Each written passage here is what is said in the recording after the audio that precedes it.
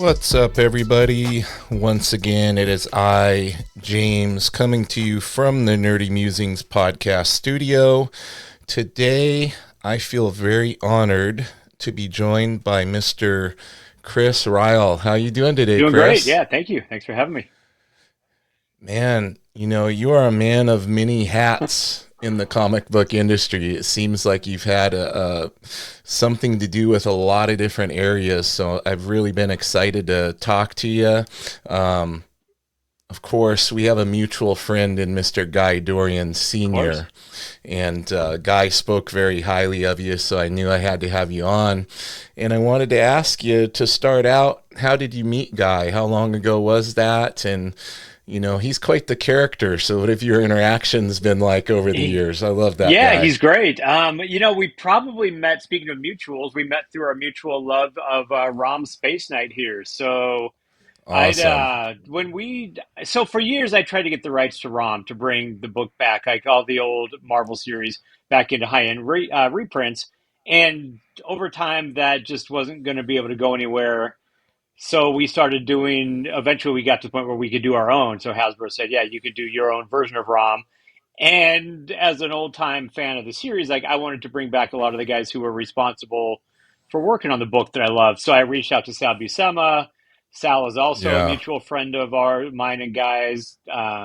Sal still inks Guy's work and stuff like that. And so just through all of those sort of ROM related things, we started talking about various things and projects and possibilities, and he ended up doing some ROM work with me, and that was kind of the start of things. As to the timing of when, time moves so weirdly now post pandemic or whatever that It really does. 5 years, Yeah. 6 years, 8 years, something like that, somewhere in that Okay. range. And of late, he and I have been doing conventions together too. We went out and did a Yeah. signing alongside Sal Buscema a couple years ago. So yeah, we've gotten closer and hung out more, and yeah, just had a great time with him. That's awesome. Speaking of Sal, like, I think he's just one of the most underrated legends of the comic book world. Like, obviously everybody talks about John, his brother, but Sal, yeah, I've always loved his work, and he's like consistently very good.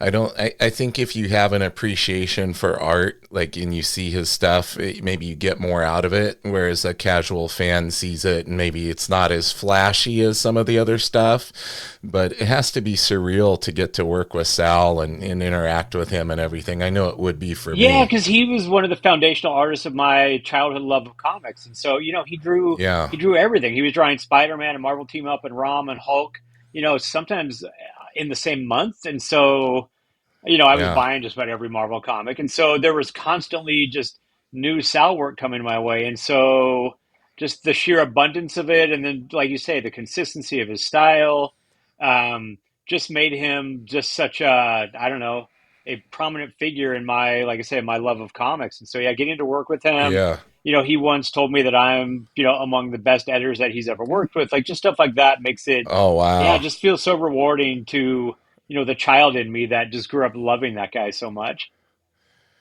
Well, I want to talk a little bit about that child and take it back to when you were getting into comics as a kid. And I'm guessing I'm going to have a lot of the same loves as you as far as the artists from that time.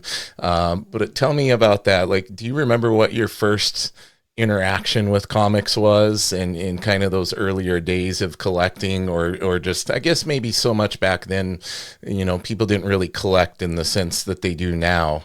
Like, books were more well loved and used Well, than they are and more now. well read They didn't too. go straight into a bag, Yeah, right? And well, there was no bags and boards so it's funny much. we talk about that sometimes where it was I probably just the relative lack of abundant materials that we have available now that got us just reading comics over and over again. So like some of these Like the top Yeah. two I didn't buy off the rack. Those predate my getting into comics, but certainly ROM. Oh Like I yeah, I was, see some Kirby. yeah, I yeah, see yeah. some Kirby Fantastic Four up That's there. right. Yeah, Speaking my language. That's speaking my language with yeah. that So one. my first exposure to Marvel comics, well, to comics in general, was through a Fantastic Four issue. It was post Kirby. It was issue 130. So it had this great Jim Steranko cover of the Oh, Fantastic Four fighting the Steranko. Frightful Four, and just seeing, I don't know, a single image showing a guy made of sand fighting a guy made of rock, and there's a guy on fire flying in the background, and a guy stretching his arm around and punching somebody, and it was just like, I don't know what this is, but I just want more. I want it all the time. And so that sort of just Yeah, started a very, I was probably, I don't know, four. And it was a right. neighbor's comic. And eventually I ended up taking that comic home with me because I'm like, they're not going to love it the way I do. And so then it just, just like you say, I got into collecting comics real quickly after that and just started. I was a Marvel kid. And so for the first few years of my life, like all I read were Marvel comics, Yeah, up until like Crisis, or just before Crisis at DC, brought me into the yeah. DC world. But it was probably George Perez, who was a childhood favorite of mine. Who I was gonna say, yeah, Perez was amazing. His work during that time was just Yeah, phenomenal. so I followed him from like Avengers and Fantastic Four at Marvel over to New Teen Titans at DC, and then that got me sort of paying attention to the wider offerings of the comic world beyond just Marvel. Yeah. So when you were a kid, I know you talked a little bit about how comics were read more than maybe they are now. Like I know my dad, when he was a kid, he was the oldest of 8 kids, and he had a nice collection. That was actually how my dad pretty much learned how to read, kind of taught himself to read better through reading Mm. comics, which is really cool. And, you know, I was going to ask you, if your collection, do you have anything from when you were a kid? Because my dad, when they moved up to Washington State from California, they left his collection in a storage Mm. shed, and then they went back and it was Oh gone. man, And my dad's in his, early mm. 70s, so there was some pretty cool No stuff in doubt. there. Yeah, lots of And Silver Age. he actually tried to take care of it and not Mm. bend them and stuff. And what it ended up being was that his mom had actually thrown him Which is out just and that then just nightmare story said, you hear over and over again. yeah, Like my mom was the one who sort of fostered my love of comics and oh, encouraged it. And nice. so even when I first moved out, like they let me keep the comics there for a while. Eventually they were like, "Hey, you got to get all these long boxes out of here." So I've got the comics from my childhood that still matter to me. I sold Okay. like 75% of my collection earlier this year just to kind of make room because I'm still making new comics. I'm still constantly buying old comics because mostly Yeah. now I just like stuff that looks good on the spinner racks. Um, Yep. but it piles up quickly, and so I wanted to get it It to really it. And does. like there's stuff that I own in comic book form, trade paperback, hardcover, omnibus, digest, like every possible size. And so it's starting to occur to me that like I don't necessarily have to have every possible format. Yeah. Some of it I read digitally too. And so I just started paring down some of the stuff. But like the stuff I kept is the stuff I loved at age 12. It's not even the stuff that has any real Yeah. value to it. But like I'll sell old X-Men's, but not my old Shogun Warriors. So my Oh, priorities yeah. are askew. But it's like just still that stuff that resonated as when you were a kid that matters the most. Yeah, I agree. I think that's the thing. I think with collecting, like at least for me, it's getting stuff that I love. So right now I'm paring down my I collection can too. I tell. have way too much. Yeah, well this is Yeah, nothing. This is just my art studio slash podcast yeah. studio. But yeah, and we'll talk about IDW a little bit later, but I counted before we got on here, there's 17 IDW artist Mm. editions, probably working on trying to collapse that shelf over there. But with my collection, I stopped collecting for a period of time. And then here within the past year or two, I got back Mm. into it. So now I'm in that same process, like you were talking about, kind of paring down and then going out and finding that stuff that I love. And for me, it's a lot of the Kirby stuff. So my eyes lit up when I saw that Fantastic Four, because I'm working on kind of completing as much as possible that run. So I wanted to ask you, was Kirby a big influence on you? Do you enjoy Kirby stuff? Yeah, I mean, his was some of the earliest stuff that I saw, in a book called Origins of Marvel Comics, Yeah, stuff like that. Like I didn't grow up on his stuff other than in reprints, so I knew it for like what it was. But John Byrne and George Perez were like sort of the guys that I most right. loved as a kid, and I was aware of what Kirby was doing and how good he was. But like I said, it's the stuff that sort of you take into your house as your own. Like it was the stuff that I Yeah, paid 25 cents for became mine, and so it mattered more than old reprints of right. my brothers or stuff like that. But certainly, like Kirby is, yeah. I mean, he is sort of the be all end all of the Marvel universe in that regard. So for me, I didn't gain an appreciation, like a great appreciation for Kirby until more recently when I started collecting Mm. again. And I had listened to a couple of podcasts where people were going on and on about Kirby.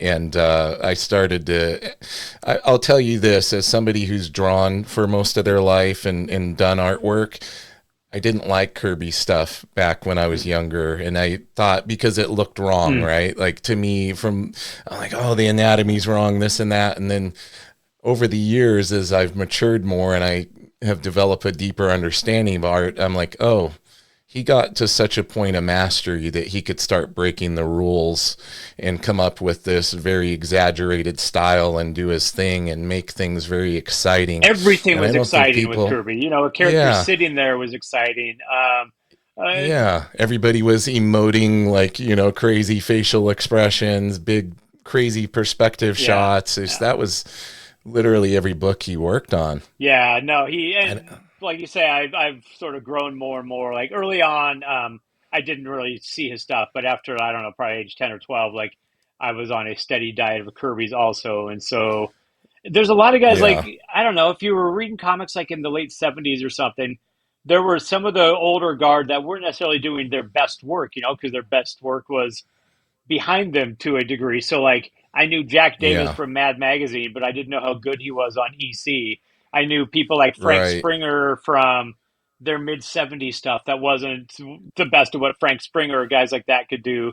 Carmine Infantino was doing better stuff before I was ever aware of him. And so, yeah, over Yeah. the years, you kind of go back and really learn to appreciate guys that you didn't really take to as a kid. Yeah, absolutely. I feel you on that. I'm the same way. Now, I wanted to talk a little bit about your path into comics and how you ended up becoming a professional in the field. And from what I researched on you, you've worn a lot of hats in the comic book industry over the years. So why don't you take me into that and how obviously you had this passion and love of comics from an early age. Did you know pretty early on that was a industry that you wanted to break into and explore? Well, so yes and no. I mean, yes, I wanted to, but I also like I grew up in suburban Orange County in California, and so I just felt like Okay. the comic industry was an East Coast thing. Like it is something so remote to me. If I can't get on the Yeah. train and drive down, or ride down to the Marvel offices and walk into the bullpen and show my stuff or pitch my story, I don't have a chance of breaking into comics. So I never thought of comics as a thing I could do. I just thought of it as a thing I wanted to do. So from early on, I was Yeah. trying to make comics. I was better at sort of telling the stories than I was drawing the stories. I learned that very quickly. Um, But you did try oh, to sure, you yeah, were drawing and stuff and yeah. I mean, everything. for the most Yeah, part, I tried nice. to emulate people that I like. So I have a whole folder of images of like my attempt at doing, I don't know, Walt Simonson Thor, Frank Miller Daredevil, stuff like Oh, that. that's awesome. But but Nice. I didn't know how to get into comics, and so I started as an adult. I was a writer, but doing stuff like technical copy, writing training brochure or training videos and brochure Okay. copy and billboard stuff like that for the auto industry, and I just kind of hated it. So I started writing comic reviews online in the early days of people posting stuff online. I started writing Yeah. comic reviews, and through that got to know a few comic people. Steve Niles is one, and then Kevin Smith was another. And so through them, it Nice. led to a couple different sort of extracurricular activities and opportunities that I jumped into just as side gigs. And then eventually those are what led me to IDW more than any kind of practical work experience I had before that.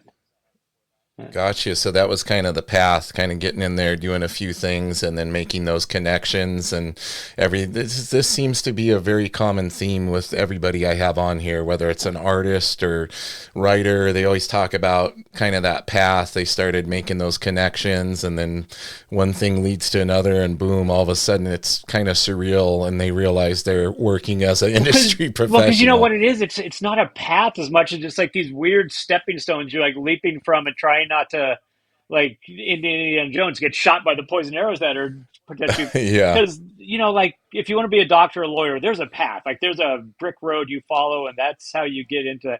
In comics, like there's so many different ways to do this that there's no like I sometimes do these breaking into comics panels, and they're sort of bullshit because nobody's story is the same, and there's all kinds of yeah, ways in, and there if you just make a comic on your own, it's maybe not making you the riches you want, but that's what it takes to get into the comic industry. And so it doesn't require schooling, it doesn't require all the sort of official steps that some careers have, which makes it both better and worse in that regard, because it's hard to yeah. recommend that anybody else follow what you did, because what a lot of people do is just unique to their experience.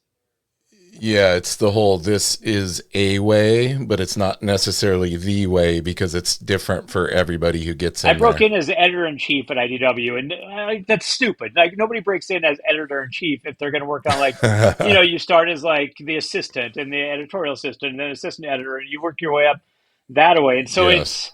it really is just a endless number of ways into this business. And so mine happened to come from some work I did with Kevin Smith that led me to meeting Steve Niles, who just called me one day and said, "Hey, there's an opening for the editor in chief job at IDW," which is, he was the guy that was kind of their superstar writer at the time. And so Right. brought me in for an interview. I talked to them, and soon after I was packing up and moving from LA to San Diego to take the job. The funny thing about the timing of it is that was the same week Kevin Smith offered me to be the proprietor of his comic store. He was opening a second Jay and Silent Bob shop in Oh man. Westwood, California. And so literally the same week I was offered to be a comic retailer and a comic publisher. And so, this one side was going to offer me the chance to actually make comics. And so that was a thing I would have Yeah. always wanted to do. So that was the path I took. I think you made the right choice, but the other path would have been pretty cool For too. about 6 months. I don't think the shop lasted that long because Exactly. Westwood was a Yeah. crazy expensive area, so that's a tough area Well, to and make it just work. Uh, in just comic shops in general, it's a very tough industry to be in yeah, I and mean, keep the shop there was a alive. romance to it. Like I love the idea of talking up the comics I love and sort of doing what I can.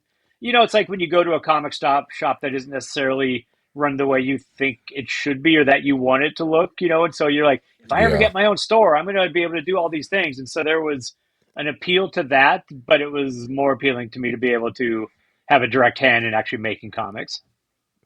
Yeah. So then you end up being the editor in chief at IDW through this choice and this branch in the timeline that you Yeah. chose to take. So, like you said, you didn't have necessarily the quote unquote normal progression of working your way up to that position and maybe getting these different experiences before you were put into that role. What was that like? Did you adapt pretty quickly? Was it kind of trial by fire, or did the passion and the excitement of being in there and being able to work in comics and do this kind of level out or override a little bit of Yeah. that I mean, anxiety? I think passion and all of that is worthless without any kind of practical know-how. And so I was Yeah, excited to do so, but I didn't know what the hell I was doing. So the outgoing editor in chief, Jeff Marriott, was there for a couple days and then gone. And so it really was a matter of like I would occasionally call him and be like, "Hey, man, I don't know how to do anything." And once you leave a job, like your interest in helping the next person sort of greatly diminishes. But he was yeah, nice about helping me sort of find my way. But it really was just it was easy enough that there weren't so many titles. There were 6 or 7 titles a month at most, and so that was yeah, a manageable level as the editor, and then as the editor in chief, helping figure out what to publish going forward. So that part I was able to muddle through and get my legs under me. The thing that helped the most was the job with Kevin Smith was I was the editor-in-chief of a website of his, this pop culture website called Oh, Movie Poop okay. Shoot. And through that Yeah, I site, remember yeah, that. so not only did I get to know people like Steve Niles, but I got to know a lot of other comic professionals, but also got a good handle on producing content on a very regular, regimented basis. And so I came into Yeah. it sort of knowing how to meet tight schedules and pivot when somebody doesn't come through and you need to, fill the gap or bring in somebody else to pinch hit and all that. And so again, it was weird. It was like this little side job was such a better foundation for, working in comics than all the other, schooling and work experience that I had up to that point. Yeah. I always, when I talk to somebody, I try to not make the assumption that the audience has the knowledge that I have on the Yeah. subject, because I'm such a geek about everything to do with making Mm. comics. But I wanted to give you an opportunity to kind of tell the listeners what the job of an editor-in-chief is in the role of working for a comic book company, because I think a lot of people don't really understand what that means and the duties that are there for somebody in that Yeah, position. and it varies from company to company, certainly. Like the editor in chief at Marvel has a whole different array of responsibilities than I had at IDW, where I was employee 7. And so there was no real marketing person, there was no real PR person.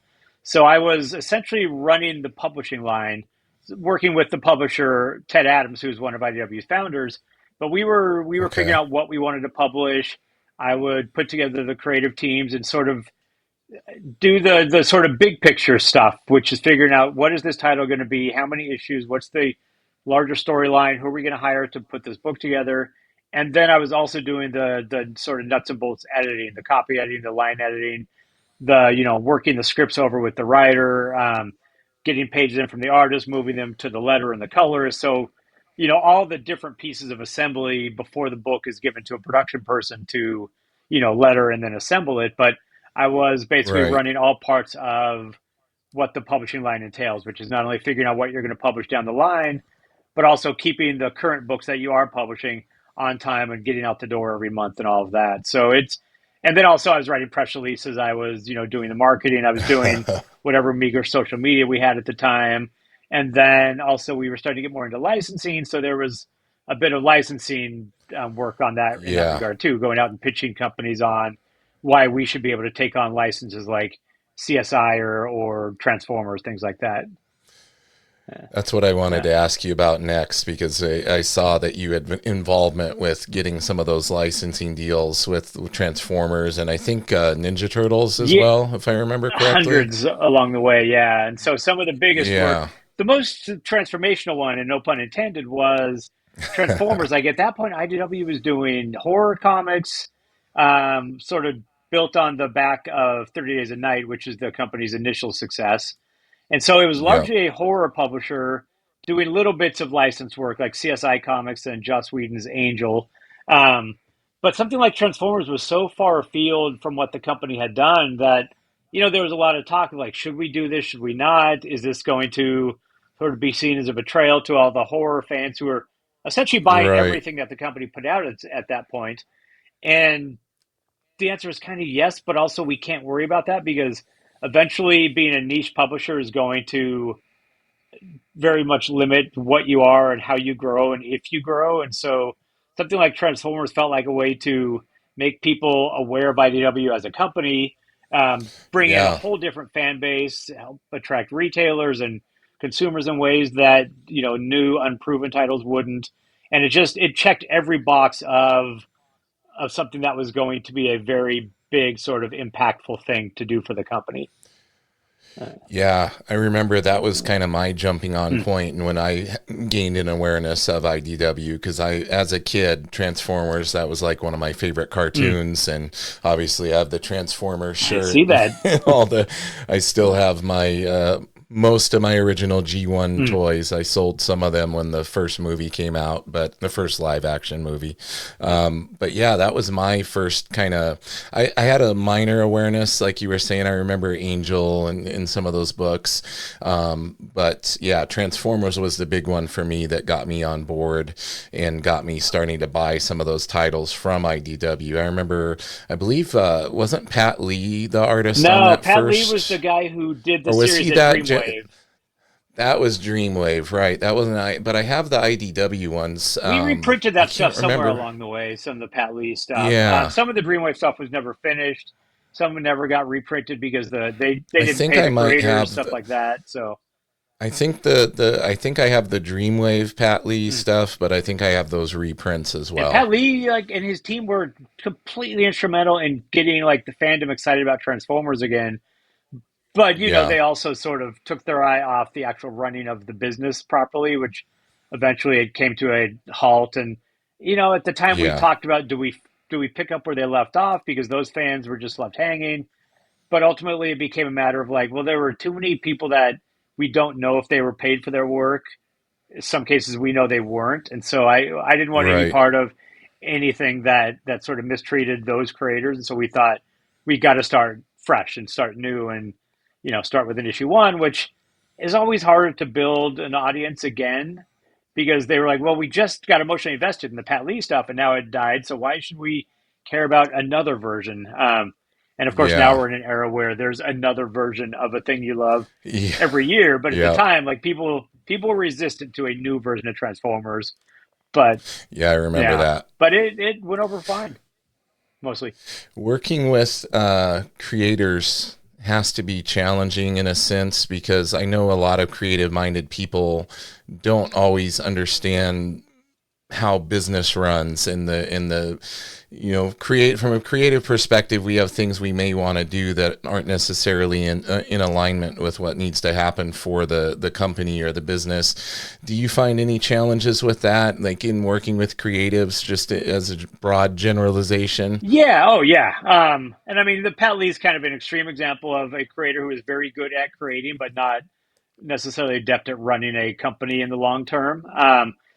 But Right. certainly, like people that are more creative minded are focused on making stuff as they should be, and so it's the publisher's job to help guide them, sort of help protect them from their own worst instincts, help guide their better instincts, and hopefully all work in unison toward just making cool stuff. I've always written too, so I've always written comics on the side because I felt it was. I mean, not only did I want to, but I felt it was important to also keep a foothold in the creative side and on the publishing side, Yeah. so you can sort of more authentically speak the language to creators and know what they're going through. I tried coloring comics just to get a sense of like what I'm asking somebody. If I'm asking you to color 5 pages tonight, how much work am I actually asking of you? And I feel like it's important to know Yeah. what you're asking instead of just trying to get people to get your work done so you can check off a box or something. Because I time moves differently when you're drawing a regular paycheck within the walls of a publisher and you're a freelancer just hustling to get by. And I mean, I certainly appreciate that even more now as that's been my life the last few years. But yeah, it's always been important to Yeah. me to sort of help manage creators in the way that's going to help facilitate the best comics. Because otherwise, if everybody feels like they're being grinded down by tight deadlines or people nitpicking everything or just, otherwise on their ass, like that's not the best way to make anything cool.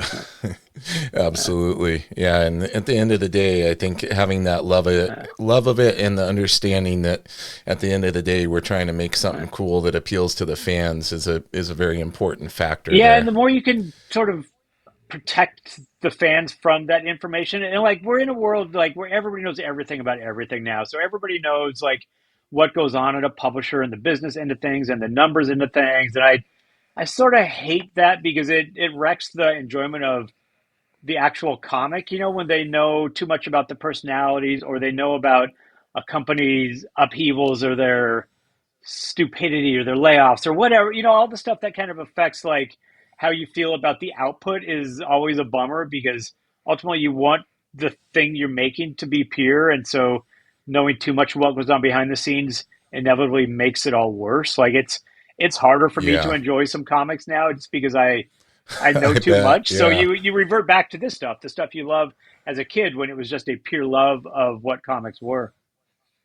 Yeah, and things have changed so much now because earlier in our conversation, you were talking about how like you didn't necessarily think it was feasible to break in because back in those days, you did have to move to the East Coast and physically go into the Marvel office or DC to try to show your work or break in.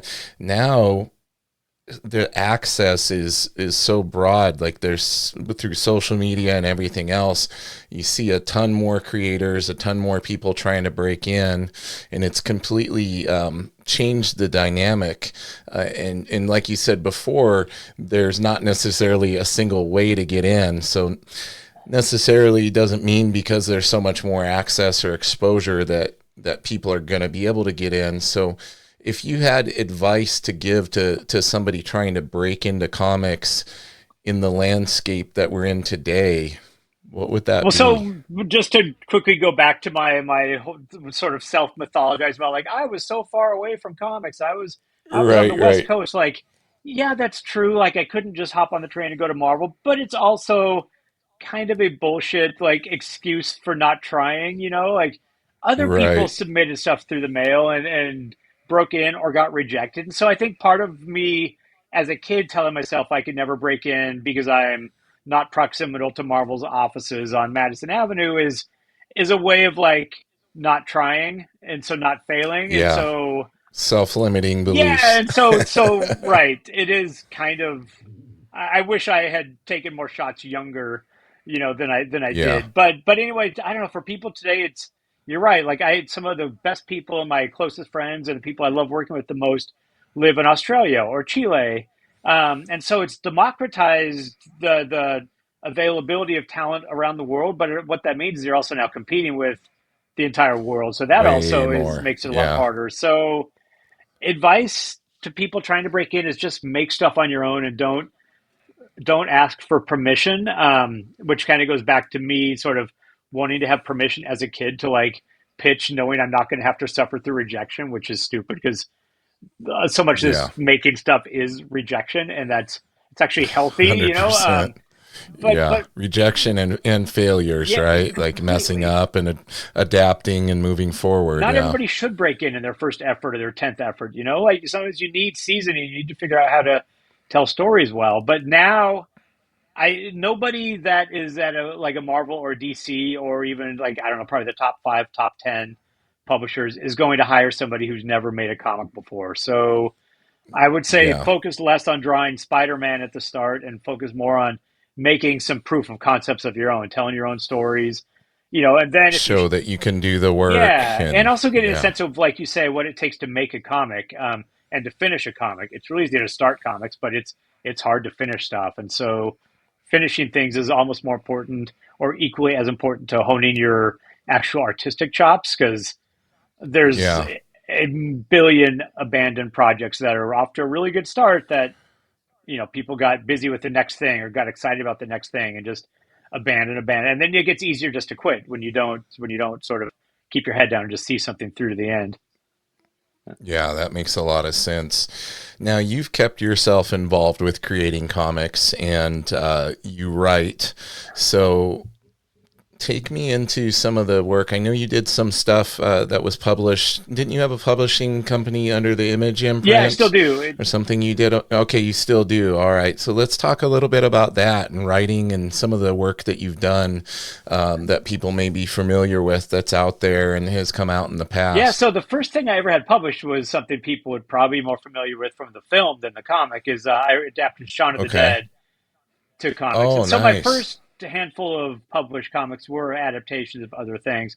I adapted George Romero's Land of the Dead. I adapted Clive Barker's Great and Secret Show to a long form graphic novel. I adapted. So you and I was gonna say you and Guy probably have bonded a little bit over horror Oh yeah, stuff. absolutely we have. Yeah. There's a lot of the same childhood loves and adult loves of Yeah. Romero and King and people like that. In fact, I adapted a couple King projects. So I adapted a Oh lot of wow. different things, and then I did things like most things that I do on my own either involve zombies or robots or aliens. And Okay. so I did a book called Zombies versus Robots, and I did an alien series called Groom Lake with artist Ben Templesmith.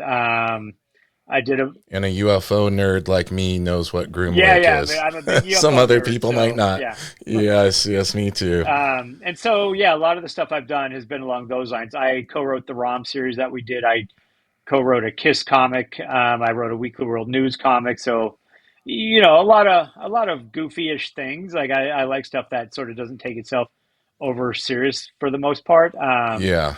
And so when I left IDW in 2020, Image offered me an imprint.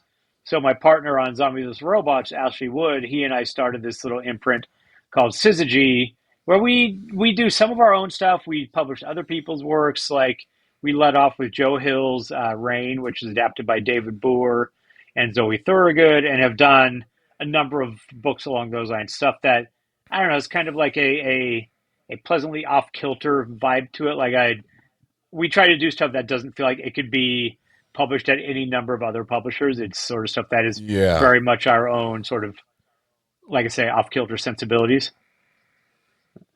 Nice. So going back a little bit, speaking of writing adaptations of existing properties, I have to imagine like there's going to be some restrictions and challenges in place when that occurs. So do they just give you a basic outline of what things you can change or adaptations you can make to the source material? Is it restrictive, or do they give you some creative freedom when you're doing that I mean, it process? depends on the person involved, or in some cases, the studio involved. Some studios, Like Simon Pegg's like a comic guy, right? yeah. Like So he's is big Edgar. into So I comics. met with So Edgar Wright early on, and we talked about what the comic could be and who the artist would be. And I mean, the movie existed, and so I basically worked on that when I worked from the screenplay, and so it's a pretty straight adaptation of the gotcha. film. But like when we did Great and Secret Show with Clive Barker, Clive is a guy who doesn't always over describe what's going on. He leaves a lot of like the horrors and the monsters and things like that in people's imagination. So I was asking, well, Yeah. I now need to sort of visualize this thing that people have only seen in their imaginations in actual comic book form. He goes, "It's Yeah. your book. Make it what you want. Do whatever you want." And so Nice. he was incredibly encouraging and positive about us sort of taking whatever liberties. Same with Stephen King. There were things with Stephen King's project where he said, the book already exists. Go make something new. Go make something cool. I'm doing that with Yeah. I'm adapting a version of Francis Ford Coppola's Megalopolis right now. That's Oh, different from the amazing. film. Even from the starting point is different from the film. But he very much said, rewrite me, add stuff. Do whatever you want to do to make it work in this form. And so a lot of cases when you work with a singular creator, you have way more flexibility than when you work with a studio where there are That's levels what, upon yeah. levels, and you eventually get to levels that don't know what comic books are other than they see them as a marketing tool, and so they don't Yeah. want any variance from the original thing. And you try to go, well, no, this isn't going to hurt the original thing. It needs to be its own thing, or else why would fans care about it? And so sometimes you're Yeah. like educating them as you're also trying to do something with a little bit more, creativity behind it. Right. Did you ever pick up Jack Kirby's older? He did that adaptation of 2001: Space Odyssey. Absolutely, I did. Yeah, that. Man, he created a bunch of new new stuff in Well, there, that and Black Hole because he too. Like was, he made both of those so much yeah, more exciting than they are to watch. totally.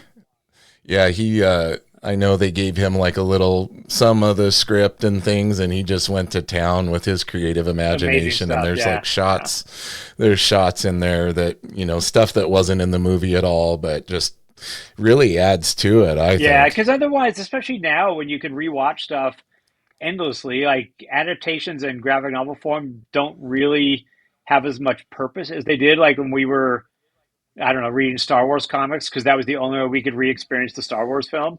So now they need Yeah. to be their own thing. They need to be something special and unique and cool and different from the novel or the film, because otherwise, like I said, then they don't really have a reason for being. Yeah. Now I saw recently something that I probably shouldn't have seen because I want to buy Mm. it. You did like a big Conan book recently. Tell me a little bit about that. Is that like an artist edition type thing, or what is Yeah, it? I saw it was a big format, so I'm like, okay, how many more books can this shelf hold before it yeah, I know that. collapses? Yeah, so that's coming out from a company called Pug, which is some former IDW people and Marvel's former publisher John Nee.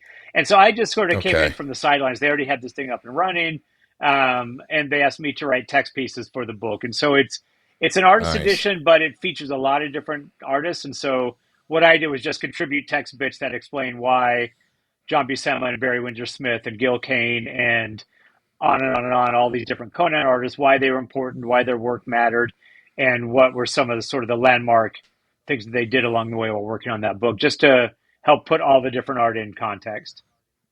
Yeah. Nice. So there's Buscema and Windsor Smith stuff Lots of in different it. people. Yeah. And even Oh, some more geez. modern pieces like from Art Adams and Jim Lee and stuff like that. So yeah, Nice. it's like a greatest hits of Conan artists.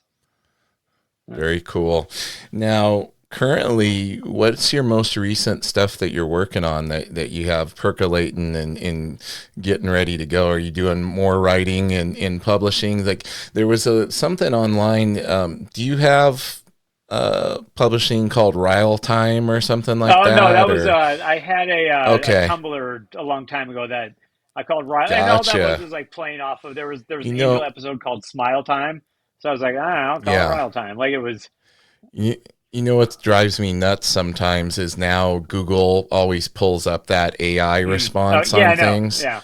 And that was one of the things it said, but then I couldn't find it anywhere else, so I figured it was probably Well, wrong, but I wanted but to I did ask you also did about a it. radio segment for a while, like a regular feature on this radio show called Fictional Frontiers.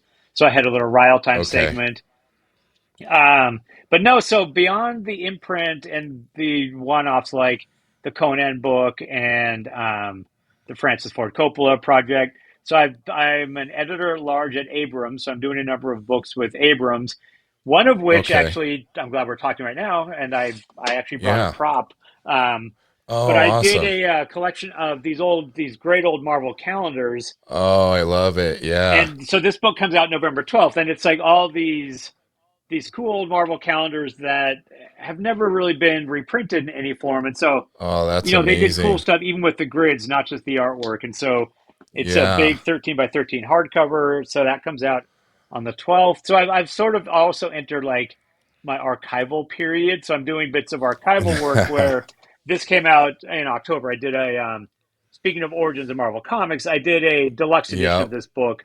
And so this is a reissue of the original, but with like 60, 70 added pages of essays, Oh, very original cool. art, sort of concept art, unique pieces, contribution of people like Larry Lieber and Alex Ross and others. And so yeah, just doing all kinds of things to try to stay busy and relevant Yeah. in the industry still. A man of many hats, like I said It can earlier. feel like too It many seems at like you times, got, but yeah, it's yeah. like I say, it's definitely a scramble as a freelancer compared to the relative security until there is no security at a publisher. Yeah. But you also learn at a publisher that it's not really security; it's kind of the illusion of security until the whim changes or whatever Right. it is. So now it's fun to be able to just like cast about in lots of different directions. Well, and I find that, creative minded people often we have to keep those creative brains busy. Otherwise, like too much downtime, too much time to think can start to lead to some issues. So like for me, I know I always feel better if I'm constantly keeping myself doing something, even in my off time when I should probably be resting or whatever. Like I find too much rest kind of makes me complacent and feel I don't want to anxious. be alone with So my thoughts. Like if I could have a movie on and no, music man. playing and a podcast going and Yeah. writing and chatting, whatever I can do to sort of keep these voices out and let other voices in is fine with me. So Yeah. Yeah, I agree with you there, definitely. Well, I want to give you a chance to let everybody know where they can find you online, where they can see stuff that you've worked on, if you have a website or best places on social media. Why don't you let everybody know where they can find you, and I'll make sure to put it in the show notes as well. And any other stuff that you want to make sure you get out there and let people know. Now's the time. You have the all stage. right, yeah, let's Let see. everybody know. So I'm on most socials at Chris_Ryle. Which is where I don't know. I've definitely dialed back the social media a bit. I think after the like Twitter implosion, and everything else, it just all started Right. to feel like more effort. But at the same time, like as a largely a solo act, like I need to sort of keep spreading word on everything too. So I also have a Substack newsletter that I do weekly ish, where I talk about old comics, new stuff I'm doing, and I actually show off different themes that have been repeated in comics. in the form of a Oh, spinner cool. rack column, I call it, where I'm showing, all like, I don't know, floating heads or characters Right. backed up against a brick wall or, just stuff like that. And so just trying to sort of have fun with all the comic knowledge in my head. I have these Marvel archival books are just out. I've got a horror one shot called Dread the Halls that me and a writer, Jordan Hart, and a handful of different artists have done. That's like a Christmas horror one shot, like this extra length comic coming out in early Oh, December. And sweet. so, keeping the imprint alive with new stuff, sort of doing these new editions of older stuff, and I don't know, everything in between. The one thing I don't have is a proper website. Like we have a World of Syzygy website, but it's, also as a solo act, it's just hard to keep everything updated Yeah. at all times. And so I don't have the greatest path to actually sell my books directly. And that's something I should probably fix. Um, One more hat to but an add. important one because it's good to not only make stuff and Very. just have it sit there, but also let it, get out into the world for people that want it too. So yeah, Yeah. all of those things. Awesome, man. Well, listen, I appreciate you spending some time with me today, especially knowing how busy you are. I would love to have you get on again in the future and chat. I have a feeling we could get into talking comics and probably be on here for like 2 hours Man, if we were both afforded the time. I'm totally So up for I'd it. love to have you back if you'd like to. Yeah. Absolutely, yeah. If I'm welcome back, I'd be happy to do it again. Absolutely. Yes. Very cool. Well, listen, hang out with me here for a moment. I'm going to pitch all my stuff, let everybody know. Make sure, guys, go on youtube.com/at Nerdy Musings to watch the video version, because a lot of times people like Chris, they show awesome stuff to the camera. Yeah, there it is. Yep. He has all sorts of cool stuff that we show on here. You always get to see these people always have the most amazing like comics and things behind them. So I encourage you to check out the video version. Again, youtube.com/at Nerdy Musings. If you enjoy the show, make sure to give us a like, subscribe, share with a friend. Every little bit gets us more exposure. Can listen on any of your favorite audio podcast platforms as well. And in the meantime, everybody, keep it nerdy.